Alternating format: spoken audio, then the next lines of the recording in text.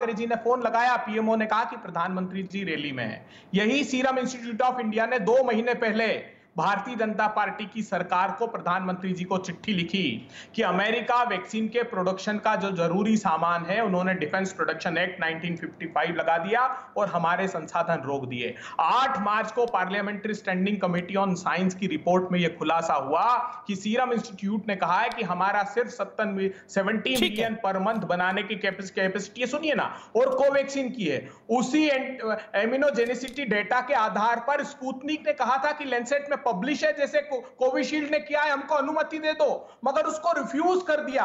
दूरदर्शिता नहीं थी क्योंकि प्रधानमंत्री जी यहां नहीं थे। मुझे विश्वास है आप भारत की वैक्सीन के लिए तो आप बोल रहे हैं कि वो नरेंद्र मोदी के मित्र की वैक्सीन है।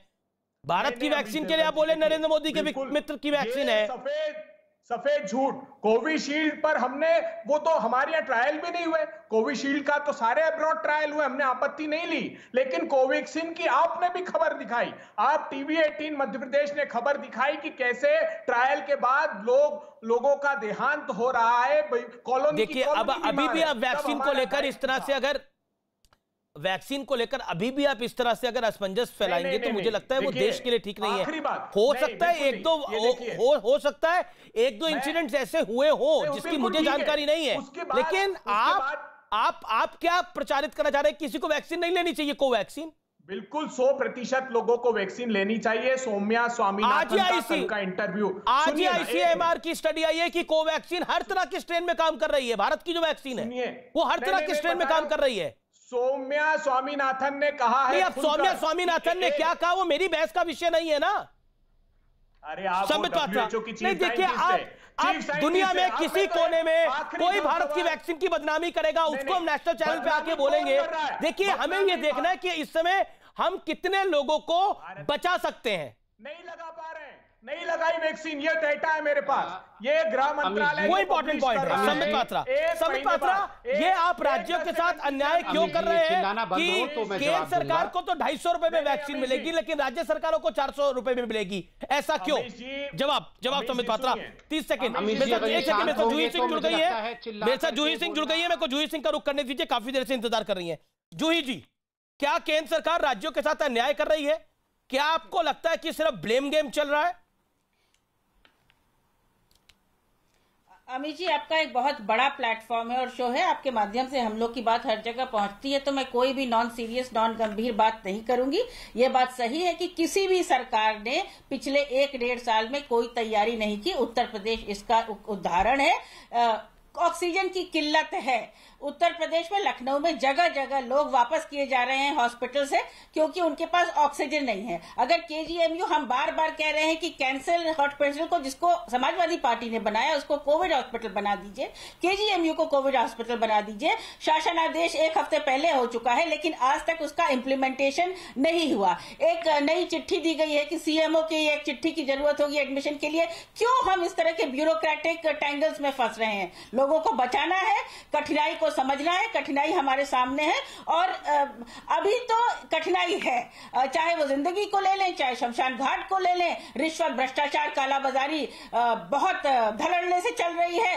हरियाणा क्यों किसी की ऑक्सीजन रोक रहा है? हमारे पास 2 से 2.5 हजार ट्रक है जो ऑक्सीजन को एक जगह से दूसरी जगह पहुंचा सकते हैं। जहां जहां प्रोडक्शन सेंटर है, अगर सप्लाई में कहीं सप्लाई गैप्स है तो उसको तो सब सरकारों को मिलकर सॉल्व करना चाहिए। हमारी कहाँ आवश्यकता है, हमें बता दीजिए। बाद में हमसे प्रश्न पूछ लीजिएगा कि हमारे किस नेता ने क्या कहा और आपके किस नेता ने क्या कहा। जहां तक वैक्सीन की बात है, अगर सेंट्रल गवर्नमेंट को एक दाम पे दी जा रही है तो स्टेट गवर्नमेंट जरूर इसकी एक सामंजस्य स्थापित करें सेंट्रल और स्टेट गवर्नमेंट से। लोगों को इससे कोई मतलब नहीं है कि उनको वैक्सीन कौन लगवाएगा, उनको वैक्सीन से मतलब है जो वैक्सीन सही तरीके से सरकार लगा रही है। प्राइवेट हॉस्पिटल्स को जरूर एक डिफरेंशियल चार्ज कर ले, लेकिन इसके लिए तो अपनी राज्य सरकारों से लोग प्रश्न पूछेंगे ना। हमारी एक मीडियन एज है 25 वर्ष। 25 वर्ष हमने 18 से 45 वर्ष के बीच के लोगों का जिम्मा ज्यादातर राज्य सरकारों पे छोड़ दिया है। तो एक प्लान, एक स्ट्रैटेजी तो अब बनानी ही पड़ेगी अमित जी, से दोबारा प्रश्न न हो। ये हर चीज को हम लोग एक फायर फाइटिंग मोड में क्यों लेते हैं, आपातकाल की तरह क्यों लेते हैं, ये मुझे आज तक समझ में नहीं आया। इसमें मैं किसी पर भी उंगली उठाऊं, हर सरकार का यही हाल है। लेकिन लखनऊ में बुरा हाल है। हम एक लैंडलॉक्ड स्टेट है, डिपेंडेंट है अपनी सप्लाईज के लिए और जगह से बहुत सारे संबित देखिए संबित, देखिए जूही सिंह जो बात कह रही है कि समस्या तो है, समस्या से मुंह नहीं मोड़ा जा सकता, और मुझे लगता है कि इस बात को आप एक प्रवक्ता होने से पहले एक डॉक्टर भी हैं, समस्या है, और आपके अपने डॉक्टर फ्रेंड से भी बात हो रही होगी कि रेमडेसिविर की शॉर्टेज है, और आपको भी कितने सारे फोन आ रहे होंगे, मुझे भी कितने सारे फोन आ रहे हैं, जहां पर कई जगह रेमडेसिविर नहीं मिल पा रही है, कई जगह ऑक्सीजन की भी दिक्कतें आ रही हैं। क्या बेड्स की दिक्कत है? ये नॉर्मली हेल्थ इंफ्रास्ट्रक्चर के अंदर आप नॉर्मली किसी भी मुल्क के अंदर, भारत के अंदर तो 0.1% के करीब बेड्स होंगे, लेकिन यहां पर आप जनसंख्या देखिए कितने लोग संक्रमित हो रहे हैं, ये किसी को ऐसा अंदेशा नहीं था। लेकिन क्या आपको लगता है कि जो पिछले 1 साल में काम होना चाहिए था संबित पात्रा, वो काम आपने 6 महीने तो करा, लेकिन अगले 6 महीने आप बंगाल के इलेक्शन में बिजी हो गए, और जब आप बंगाल के इलेक्शन में बिजी हो गए तो आपको लगा कि ठीक है अब कोरोना जा रहा है, अब हम बंगाल के इलेक्शन लड़ते हैं, बंगाल, असम, तमाम पॉलिटिकल पार्टीज की मैं बात कर रहा हूं, और वहां से आपका ध्यान हट गया। अमीश जी, ऐसी बात नहीं है। देखिए, इंडिया का जो पॉपुलेशन है और जिस प्रकार से इंडिया ने कोविड को पहले भी मैनेज किया और अभी एक विकराल स्थिति है, उसमें ऐसा नहीं है कि किसी ने मुंह मोड़ लिया है। ऑक्सीजन की कमी थी, ऑक्सीजन की कमी को बिल्कुल ठीक किया गया है, दुरुस्त किया गया है, 50,000 मेट्रिक टन इंपोर्ट किया गया है, 162 पीएसए प्लांट्स खोले गए हैं, इंडस्ट्रियल ऑक्सीजन डाइवर्ट किया गया है, प्रोडक्शन सेंटर्स बढ़ा दिए गए हैं, ग्रीन कॉरिडोर और ऑक्सीजन एक्सप्रेस के माध्यम से ऑक्सीजन पहुंचाया जा रहा है। रेमडेसिविर भी 74.5 लाख टैबलेट्स प्रतिदिन के प्रति माह के हिसाब से मैन्युफैक्चर हो रहा है। 20 मैन्युफैक्चरिंग यूनिट को एक्स्ट्रा लाइसेंस दिया गया है।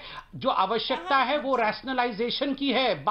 मैं बीच में नहीं कह रहा था, रुकिए, रैशनलाइजेशन की है, रैशनलाइजेशन करने की आवश्यकता है। पैनिक नहीं करिए। Remdesivir is not a life saving drug. हर किसी को यह ड्रग नहीं देना है, नहीं लेना है। ये बार बार आज भी तीनों डॉक्टरों ने जब बात की, चाहे वो नरेश त्रिहान जी हो, देवी सेट्टी जी हो, चाहे गुलेरिया जी हो, सबने इसको एम्फसाइज किया है कि rationalization is very essential. Number 3, यहां पर कहा गया कि नॉन सीरियस बातें नहीं होनी चाहिए। सीरियस बातें, नॉन सीरियस बातें कौन कर रहा है?